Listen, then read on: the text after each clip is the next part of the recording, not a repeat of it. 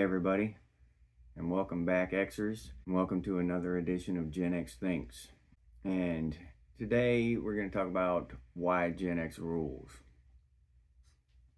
We all know it does, but let's talk about a few reasons that it does. The number one thing is, when I was a kid, I remember adults, aunts, uncles, parents, grandparents talking about back in their day and how hard it was, and to walk to school uphill both ways in the snow and the sleet, and how hard they had to work and all that stuff. That's what most of us grew up with. We grew up hearing that stuff. I think we're the first generation to talk about how awesome growing up was. Growing up was fun. Growing up was great. Being a kid, being a teenager in the 70s and 80s, it was just fun times. You know what I mean? We rode a bus to school or got driven or walked or whatever, but it wasn't miserable. And we didn't have to, well, most of us didn't have to work out in the field all day. I did a lot of physical labor when I was a kid, but I don't look back on it as a miserable experience. So I think that we're probably the first generation to look back and really relish, the decades growing up, the 70s and the 80s. And we might be the last, because these kids now growing up, they're faced with so much stuff online. It's inconceivable. I have no idea what they're going through, what happens. They're pressured into believing all kinds of wacko stuff that I don't even understand nowadays. Another reason Gen X rules is because back when we were kids, mid to late teens, I'd go over to my buddy's house and help him pull the engine out of a car and put a new one in. I mean, I was never super mechanically inclined, but I could help. My buddy wasn't uncommon back then. There were guys all over the place that would do that.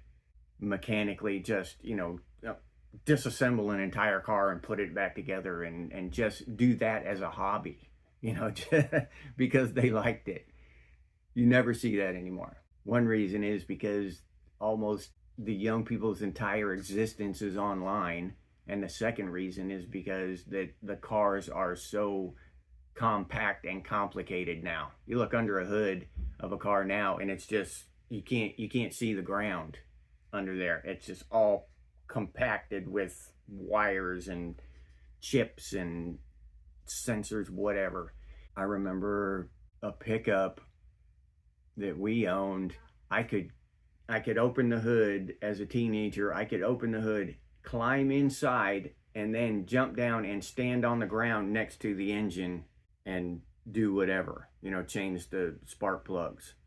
There was that much room under the hood. It was just a lot easier to work on stuff. Now they've got so much crap jam-packed in there and if it's helping fuel economy and all that, I'm all for it. And a lot of that stuff, I have no idea what it does. So another thing is that when we were kids, a lot of us were in the 70s as kids, we knew the urgency of things and the rarity. Nowadays, there's no real rarity or urgency for anything. You just order it online and wait for it to show up at your door, or whatever. But back when we were kids, things were special because they were rare. That special treat, when you heard that jingle playing down the street when the ice cream man came, you knew that you had to get $1 from your mom before he passed your house. So I would go tearing into the house, get my mom to get $1. Of course, it seemed like it took her 4 hours, to find me $1. And I go running out with it. And it seemed like half the time the ice cream truck had already be passed, and I'd be, waving my dollar at him. But with that jingle playing so loud, he never heard us. He never stopped. I never could get him to stop once he was passed. So those were special times. It made things special. It made an ice cream special because it was rare. And it was, you know, and rare things are valuable. Diamonds are more valuable than dirt because they're more rare than common dirt. So the more common things become nowadays and easier they are to acquire, the less special they become. Now you've got how many flavors of ice cream? I remember when Neapolitan ice cream was a special treat. Oh, we got Neapolitan. You know, instead of just the classic vanilla or chocolate, you got the stripe of strawberry in there. Now they've got cookie dough. It's the list of flavors they have now is just unbelievable. And back then we didn't have to be afraid of our water. I don't know what they've done, whether they've actually poisoned our water with the pesticides and fertilizers and herbicides and all this stuff, and it's actually dangerous now, or that's just a made up thing, like a conspiracy theory. But either way, if it's true or a lie, the bottled water industry is now $1 billion business. Somebody has made a whole lot of money off of that, them poisoning our water, or them lying about poisoning, or whatever is going on.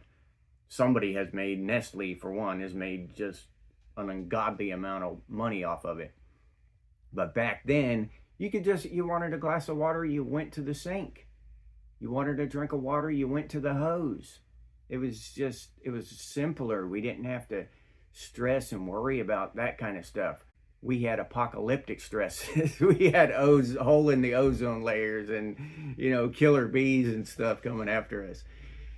Not poison water. So I just think that was cool as a kid, you know, just to be able to freely get a drink of water whenever you wanted. You didn't have to carry a tote sack around with plastic bottles in it or whatever. So I don't know. That was different times. And I'll wrap it up with that. Thank you for watching. Please subscribe, comment if you would, and like the video, and be excellent to each other.